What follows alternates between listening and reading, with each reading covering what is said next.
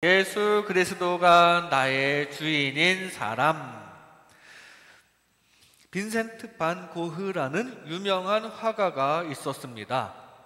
그리고 그에게는 한동안 한 집에 함께 살면서 그림을 함께 그린 고갱이라는 친구가 있었는데요.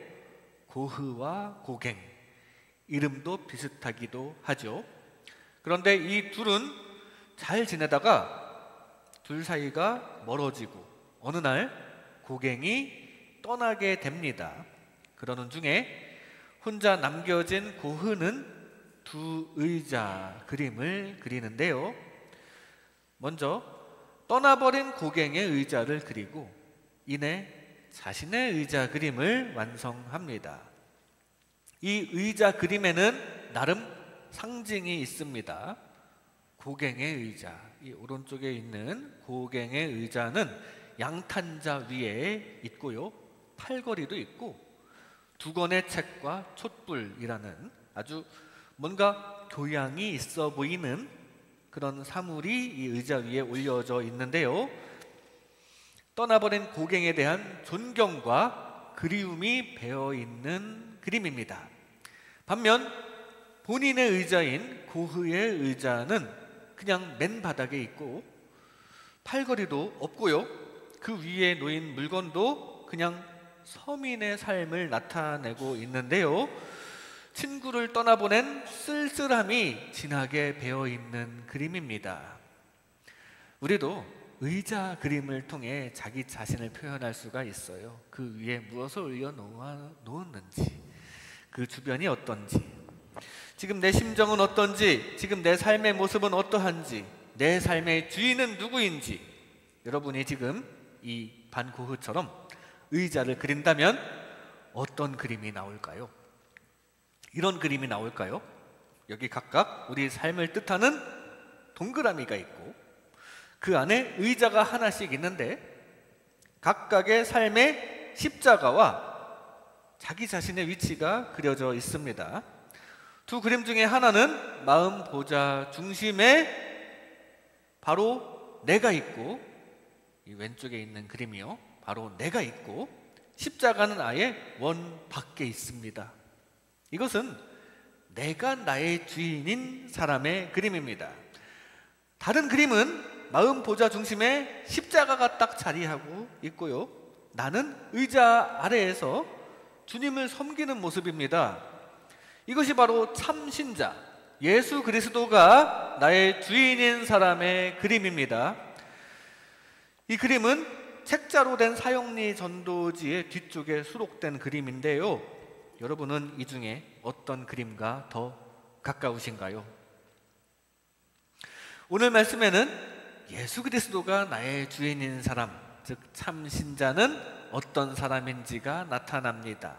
예수 그리스도가 나의 주인이 되면 이게 그대로 하나님을 믿고 의지하고 사랑하는 것이 됩니다. 감정적으로 하나님의 사랑, 그 사랑을 받아 사랑의 열매를 맺으며 하나님의 뜻대로 의지를 다해 순종을 하게 되고요, 또 지성적으로도 하나님의 말씀을 받아들이고 인정하게 되는데요.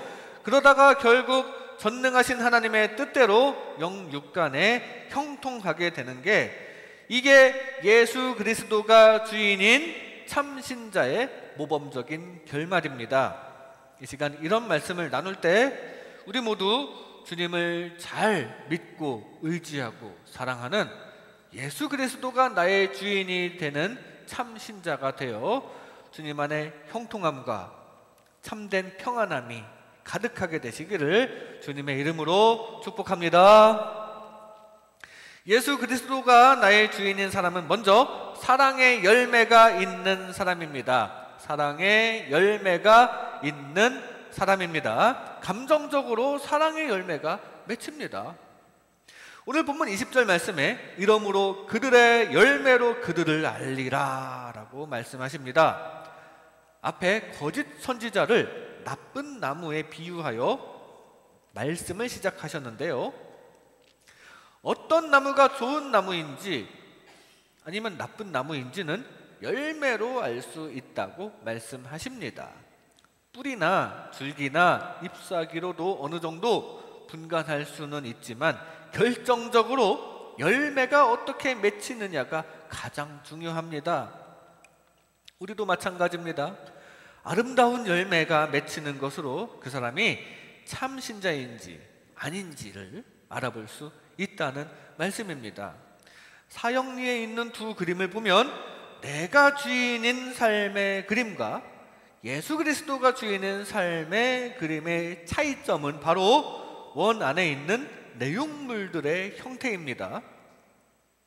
이게 그 사람의 삶의 모습이자 예수님을 모신 결과입니다. 원 안에 작은 동그라미들은 삶의 여러 문제들을 뜻하는데요, 쫙 질서 있고 보기 좋게 정돈되어 있고요, 그 삶의 모습이 진짜 예수님, 이 십자가 예수님의 후광처럼 예수님을 돋보이게 만들기도 합니다. 내 삶의 주인이신 예수님을 돋보이게 만드는 인생의 모습이죠. 다른 그림에서는 이 작은 동그라미들이 중구난방, 크기도 제각각이고 복잡한 모습을 보이고 있는데요, 이게 바로 인생에 나타난 열매예요. 이걸 통해 그 사람이 예수 그리스도를 잘 모셨는지 아닌지, 참 신자인지 아닌지를 어느 정도 파악할 수 있다는 사실입니다. 여러분들은 정리정돈된 삶의 열매를 나타내고 계시죠? 예수 그리스도를 잘 모셔서 하나님의 영, 성령이 충만하면 우리의 삶에도 성령의 열매인 사랑이 가득 맺힐 것입니다. 갈라디아서에 나오는 성령의 9가지 열매를 쭉 보면 사실 다 사랑이에요. 우리 교회 엘리베이터에 그리고 화장실에 성령의 9가지 열매 설명이 붙어 있죠. 내용들 보면 사랑과 다 연결이 됩니다. 사랑해서 기쁜 게 희락이고요, 서로 사랑하니까 화평을 이루게 되죠. 사랑하니까 오래 참아줄 수가 있는 것입니다. 고린도전서에서는 사랑은 오래 참고 사랑은 온유하며 시기하지 아니한다고 했습니다. 그러니까 우리 삶에 질서를 주는 것은 사랑의 열매입니다. 이렇게 예수 그리스도를 나의 주인으로 모셔서 성령 충만하면 사랑의 열매가 맺힙니다. 온유해져서 싸우지도 않고 아주 질서 잡힌 그런 삶의 모습, 따지고 보면 다 사랑의 열매인데 성령께서 함께 하셔서 거기에 맺히는 사랑의 열매가 가득하시기 바랍니다. 그래서 그 결과 좋은 일이 많이 일어나고 질서 잡힌 삶 가운데 형통함이 가득하시기 바랍니다. 오늘 본문은 나무를 선지자로 비유하고 있습니다. 좋은 나무는 참 선지자이고 나쁜 나무는 거짓 선지자라고 비유하셨는데요, 거짓 선지자들은 양의 탈을 쓰고 있어서 아직 열매를 맺기 전까지는 좋은 나무인 것처럼, 그게 거짓인지 드러나지 않고 그냥 좋은 나무인 것처럼 보일 수도 있지만 그들은 사실은 양을 잡아먹는 늑대라는 말씀입니다. 끝에 가보면 알게 된다는 얘기예요. 그들에게 현혹되지 말라는 말씀을 하시는데, 그러려면 겉모습만 보고 판단하지 말아야 합니다. 그것보다 마지막에 나타나는 열매가 더 중요하다는 말씀입니다. 거짓 선지자들에게 사랑의 열매가 잘 나타나지 않으니, 특히 가면 갈수록 사랑이 아닌 욕심의 열매가 드러나고 있으니까 그들을 조심하라는 말씀이에요. 가까이는 바로 당시에 바리새인들과 대제사장들을 염두에 두고 하시는 말씀이 되지요. 그것이 좋은 나무인지 아니면 나쁜 나무였는지, 그분이 참 선지자인지 아닌지는 마지막에 나타나는 열매로 알게 됩니다. 그렇다면 마지막까지 우리를 위한 사랑을 베푸시고 목숨을 바치시는 진짜 그 마지막까지 사랑의 열매를 맺으신 그리스도 예수님이야말로 참 선지자이신 게 맞습니다. 사랑만 하시다가 가셨잖아요. 성도들도 마찬가지입니다. 거듭난 자에게는 성령의 열매가 맺히지만 거듭나지 못한 자에게는 육체의 열매가 맺히게 되어 있어요. 진정으로 거듭난 참 신자가 되어 성령의 충만함을 받아 성령의 아름다운 열매를 많이 맺는 저와 여러분 되시기 바랍니다. 그 열매가 구원의 조건이어서 내가 좋은 열매를 맺어야지, 내가 착한 일 해서 인정받아야지, 이건 딱 교만이고요. 내 노력으로 사랑해야지, 이건 정욕의 사랑으로 연결되기가 딱 좋습니다. 진정한 사랑의 열매는 그게 아니라 하나님의 크신 진짜 사랑을 진정으로 깨닫고 받아들일 때, 그럴 때 자연스럽게 우리에게도 나타나는 열매가 진정한 사랑의 열매입니다. 억지로 우겨 넣는다고 사랑이 받아들여지는 게 아니라 하나님의 선물이라는 사실이에요. 그런데 내 자신을 보니 나쁜 열매를 맺는 것 같아요. 이거 하나님께서 사랑의 열매라는 선물을 주셔야 하는데 왜 아직 안 주시지? 하나님께서 나를 버리셨나? 그건 세상에 장애물이 많아서 그 선물이 도착하는데 지연이 될 수 있습니다. 의심이나 죄악이나 욕심이 하나님의 사랑의 선물이 오는 것을 막고 있을 수 있어요. 그러니 우리는 기도하는 수밖에 없습니다. 하나님, 하나님의 사랑을 제대로 받아들이고 깨닫고 열매 맺고 싶습니다. 바라기는 성령님께서 도와주셔서 저와 여러분을 통해 사랑의 열매가 많이 맺히기를 소망합니다. 그리하여 그 열매 맺는 모습만 보고도 주변 사람들에게 선한 영향력이 끼쳐지고 여러분의 삶도 모두에게 인정받는 삶이 되고 우리 교회도 부흥하는 그런 우리 모두가 되시기를 주님의 이름으로 축복합니다. 사랑의 열매가 있는 사람입니다. 예수 그리스도가 나의 주인인 사람은 다음으로 하나님의 뜻대로 순종하는 사람입니다. 하나님의 뜻대로 순종하는 사람입니다. 의지를 다해서 하나님께 순종하게 됩니다. 오늘 본문 21절 말씀에 보면 나더러 주여 주여 하는 자마다 다 천국에 들어갈 것이 아니요 다만 하늘에 계신 내 아버지의 뜻대로 행하는 자라야 들어가리라 라고 말씀하십니다. 자기의 뜻이 아닌 하나님의 뜻대로 행하는 자가, 즉 의지를 다해 하나님께 순종하는 자가 천국에 들어간다고 말씀하십니다.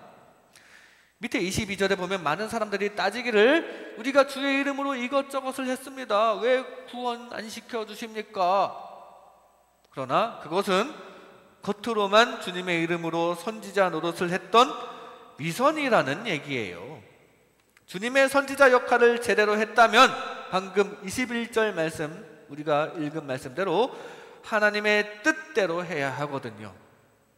내 방식대로 내 멋대로 신앙생활 하는 게 정답이 아닙니다. 십자가 은혜도 그 은혜 그대로 받아들여야지 거기에 내 이성과 감정과 세상적인 욕심을 섞어서 내가 믿고 싶은 대로 믿고 내가 하고 싶은 대로만 신앙생활을 한다면 그건 하나님의 뜻이 아닐 수 있다는 얘기예요. 사형리의 그림에서 예수 그리스도가 나의 주인인 사람의 그림 중심 보좌에는 바로 십자가 예수님이 딱 자리하고 있습니다. 여기 밑에 있는 S 항목을 읽어보면 이 그림 내용을 설명한 내용인데요. 나는 내 인생의 왕좌에서 내려와 모든 것을 그리스도께 맡겼습니다. 모든 일을 그리스도께서 주관하심으로 하나님의 계획과 일치된 생활을 하게 됩니다 라고 설명이 되어 있습니다. 참신자는 이렇게 주님께 맡기고 주님의 뜻대로 행하다가 주님의 계획대로 승리하고 구원받는 자가 바로 참신자입니다. 이렇게 예수 그리스도를 나의 주인으로 모시면서 순종하면 주님의 계획대로 승리합니다. 주님 뜻대로 잘 따르다가 주님의 깊으신 계획대로 구원을 얻으시고 삶 가운데에서도 형통하시기 바랍니다. 예수님께서는 오늘 본문 23절에 말씀하시기를 불법을 행하는 자는 떠나라고 하십니다. 참 무서운 말씀을 하시는데요. 여기 나오는 불법은 세상에서 악을 행하는 것, 법규를 지키지 않는 것도 불법이지만 지금 문맥상 불법이 뜻하는 것은 하나님의 뜻이 아닌 다른 방법으로 선지자 노릇을 하고 하나님의 뜻이 아닌 다른 방법으로 구원을 얻으려고 하는 게 불법이라는 말씀이에요. 그게 문맥상 불법이 뜻하는 행동입니다. 십자가 은혜를 받아서가 아닌 내가 뭘 해가지고 구원을 얻으려는 것도 마찬가지 불법입니다. 거짓 선지자들은 결과적으로 사랑의 열매도 잘 맺지 못하지만 특히 당시 바리새인들, 대제사장들 사랑의 열매도 잘 맺지 못하지만 그 방법부터가 잘못되었던 것입니다. 내가 뭘 하려고 하다가 실패하는 것입니다. 아담 때부터 그랬어요. 그냥 하나님의 계획에 온전히 맡기고 따먹지 말라는 거 따먹지 말고 순종했으면 아무 탈 없었을 텐데 아담 자신이 선악을 좀 파악하려고 자기가 하려고 했다가 불순종하게 되고 실패했습니다. 사울도 마찬가지로 자기가 뭘 하려고 하다가 실패했어요. 하나님의 계획에 그대로 맡겼으면 되었는데 자기가 성질이 급해서 하지 말아야 할 번제를 사무엘이 올 때까지 기다렸어야 했는데 그걸 본인이 집례하게 되고 전리품을 다 없애라고 했지만 불순종하고 살려서 챙겨오고 다윗을 죽이려고나 하고 있고 그렇게 점점 실패하는 인생이 되었는데 그게 내가 뭘 하려고 하다가 그렇게 되었다는 사실입니다. 하나님의 뜻대로 순종하는 게 그게 정답이에요. 엘리사가 나아만에게 요단강에 7번 몸을 씻으라고 했습니다. 그때 나아만의 생각은 어떠했을 것 같습니까? 내가 그래도 명색이 장군인데 궁전에서 몸을 씻는 것도 아니고 저 더러운 강물에 몸을 씻으다니 인간적으로 참 불쾌한 감정이 들었을 수 있어요. 이 마음의 동요는 있었지만 그래도 결국은 하나님의 선지자인 엘리사의 말대로 순종하였고 그 결과 강물처럼 더러워지는 게 아니라 깨끗하게 병이 낫는 기적을 체험하게 되었습니다. 하나님의 뜻대로 순종하였더니 좋은 일이 일어난 것입니다. 순종 잘하여 좋은 일을 늘 체험하는 저와 여러분 되시기 바랍니다. 이 세상의 주관자이신 하나님께 맡겨야 합니다. 그게 정답이에요.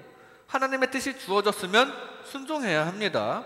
이 세상이 내 생각대로 되는 것 같아도 사실 내 계획대로 되는 게 하나 없죠. 다 어긋나기 마련이거든요. 세상 만사를 세세하게 주관하시고 섭리하시는 하나님의 말씀을 듣는 게 낫습니다. 특히 구원의 영역은 더더욱 그렇습니다. 그건 내 노력, 내 생각대로 얻어지는 게 아닙니다. 내가 생각한 방식으로 이루어지는 게 아니에요. 불완전한 내 생각이 깊어지다가 욕심과 만나서 이단과 사이비가 되기도 하죠. 그게 바로 오늘 경고하신 거짓 선지자가 되는 것입니다. 구원은 하나님께서 하나님의 방식대로 누구에게나 값없이 주시는 선물입니다. 자기 스스로 이루어내는 자기 의가 아닌 나는 죽고 그리스도께서 통치하시는 하나님의 의, 이 하나님의 의를 믿는 것이 우리가 따라야 할 구원의 법입니다. 주님께서 제시하신 법칙에 순응하고 믿고 따라 하나님 뜻대로 승리하시기 바랍니다. 우리가 자기 생각과 맞지 않아서 순종 못할 때가 많습니다. 그러나 주님의 방법을 이해할 수 없을 때에도 주님께서 말씀하시면 그대로 나아가고 주님께서 멈추라고 하시면 멈출 수 있기를 바랍니다. 우리 하나님을 전능하신 창조주 하나님으로 믿는다면 설령 이해가 되지 않더라도 순종하는 게 맞아요. 내 생각과 맞지 않더라도 주님 뜻에 따르는 게 맞습니다. 전능하신 분의 깊은 계획이 있을 테니까요. 전능하신 하나님을 앞세워서 하나님의 계획대로 구원의 길을 아주 의지적으로 가고 삶의 형통을 얻는 하나님 나라 백성 되시기를 주님의 이름으로 축복합니다. 하나님 뜻대로 순종하는 사람입니다. 예수 그리스도가 나의 주인인 사람은 마지막으로 하나님의 말씀을 듣는 사람입니다. 하나님의 말씀을 듣는 사람, 듣는 지혜가 있는 사람입니다. 오늘 본문 24절 말씀에 그러므로 누구든지 나의 이 말을 듣고 행하는 자는 그 집을 반석 위에 지은 지혜로운 사람 같으리니, 주님의 말씀을 듣고 행하는 자가 지혜로운 사람이라고 말씀하십니다. 잘 듣는 게 지혜예요. 내가 머리로 슬기롭게 파악하고 분석하는 게 지혜가 아니라 듣는 게 지혜라는 말씀입니다. 하나님께서 솔로몬에게 무엇을 원하느냐라고 하셨을 때 솔로몬은 백성들의 말을 듣는 마음을 주세요. 그랬더니 그게 듣고 분별하는 지혜를 구하였다는 평가를 받았습니다. 듣는 마음이 지혜라는 것입니다. 상대방의 말을 잘 듣는 게 지혜고요, 특히 하나님의 말씀을 잘 듣는 게 지혜입니다. 하나님의 말씀이 가장 진리와 가까우니까요, 그걸 잘 듣고 잘 파악하고 잘 순종하는 게 지혜인 겁니다. 지혜롭게 주님의 말씀을 잘 듣고 순종하시기 바랍니다. 예수 그리스도가 나의 주인인 사람의 그림을 보면 이 주인공 S자가 뭐 하고 있습니까? 의자 위에 십자가가 있는 그림 밑에 S자 딱 보면 위치상 딱 보니까 보좌 앞에 무릎을 꿇고 있는 모습처럼 보이지 않습니까? 주님, 말씀만 하세요. 무슨 말씀이든 듣겠습니다. 들을 채비를 하고 있는 것이죠. 이렇게 예수 그리스도를 나의 주인으로 모시면서 말씀에 경청하면 주님 주시는 지혜를 얻습니다. 모든 것을 다 아시는 전지하신 주님께 묻고 주님의 응답에 귀 기울이고 주님 뜻을 제대로 파악하여 지혜롭게 살아가는 하나님 나라 백성 되시기를 바랍니다. 오늘 말씀의 이 청자 바리새인들이 그러지 않았다가 지혜와 비껴나고 그래서 집을 모래 위에 지은 것처럼 나중에 무너지게 되죠. 주님의 말씀을 제대로 듣는 지혜로운 주님의 자녀 되시기 바랍니다. 다윗이 늘 주님께 물어보았죠. 왜냐하면 하나님은 모든 것을 다 아시는 분이라는 걸 다윗은 늘 숙지하고 있었기 때문입니다. 그래서 주님께서 공격하라고 할 때 공격하여 전쟁에서도 늘 승리했고요, 사울을 피해서 도망 다닐 때에도 주님께서 인내와 용서의 마음을 주실 때 그대로 순종하는 마음으로 인내하고 용서하고 사울도 해치지 않고 믿음도 지키고 있다가 결국 승리하였는데 주님 주시는 지혜의 말씀을 잘 들었기 때문입니다. 잘못을 범했을 때에도 아랫사람인 나단 선지자의 간언도 잘 듣는 마음이 있었습니다. 나단 선지자, 다윗 왕보다 그 사회적으로는 조금 낮은 그런 위치에 있었을지 모르지만 하나님의 말씀을 전달해 주었잖아요. 잘 들었다는 사실이에요. 그래서 제대로 회개할 수 있었고 하나님의 마음에 합한 자로 계속 남을 수 있었습니다. 솔로몬이 간구했던 그 듣는 마음이, 그 지혜가 이미 아버지 다윗에게 배어 있었어요. 우리도 주님께 늘 물어보고 주님의 말씀을 잘 듣는 지혜로운 자 되는 저와 여러분 되시기 바랍니다. 몇 년 전에 제가 어디 놀러 갔다가 해변도로를 달리고 있었어요. 목적지까지 가는 길은 내륙에 고속도로를 이용하는 방법이 있었고 해변도로로 좀 천천히 돌아가는 방법이 있었습니다. 저는 해변을 달리고 싶었어요. 그런데 내비게이션이 자꾸만 돌아가라는 겁니다. 아, 해변은 느리고 고속도로가 더 빠른 길이니까 고속도로로 가라고 하나 보구나. 그래서 꺾어지라고 해도 고속도로 말고 난 해변으로 갈래 하고 계속 직진을 했습니다. 유턴하라고 해도 직진. 근데 그러다가 몇 번 말을 안 들으면 보통은 내가 가겠다는 길로 수정해서 안내하기 시작할 텐데 이 내비게이션은 끝까지 고집을 부렸었어요. 끝까지 유턴을 하라고 안내합니다. 저도 지지 않고 끝까지 직진을 했습니다. 아니 여기 길이 있는데 난 일로 갈 건데. 해변도로로 근데 가고 있었는데요, 어떤 언덕을 지나가는데 저 앞에 보니까 도로가 끊어져 있는 겁니다. 산사태로 도로가 유실된 거예요. 그 정보를 다 알고 있기 때문에 내비게이션이 돌아가라고 하였던 것이었는데, 저는 그것도 모르면서 그냥 내가 알고 있는 지식이 다인 줄 알고 간 겁니다. 내비 말 들을 걸. 어쩔 수 없이 차를 돌리고 삥 돌아서 밤늦게서야 목적지에 도착했답니다. 내비가 다 알고 응답해줬으면, 그 말을 들었으면 형통하는 거였어요. 우리 인생의 내비게이션이 바로 예수 그리스도입니다. 예수 그리스도께서 주시는 메시지를 무시하지 마세요.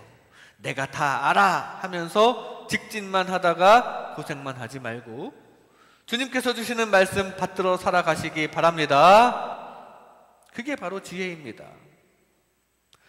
그리고 주님 말씀대로 잘 하고 있을 때 그게 정말 좋은 길이었다는 걸 모르고 넘어갈 때가 많습니다. 처음부터 내비게이션 말 들었다면은 제가 갔던 길에 문제가 있었다는 걸 모르고 그냥 지나갔겠죠. 그게 정말 다행이었다라는 거 모르고 그냥 지나가는 인생인데, 사실 알고 보면 나도 모르는 상황 주님께서 다 지켜주시고 제대로 안내하고 계셨다는 사실입니다.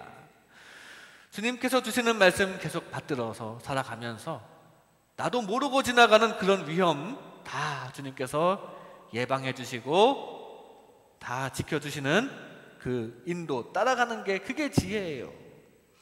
우리 교회 이름처럼 반석 위에 집을 지어서 나중에 후회할 일 없으시기 바랍니다.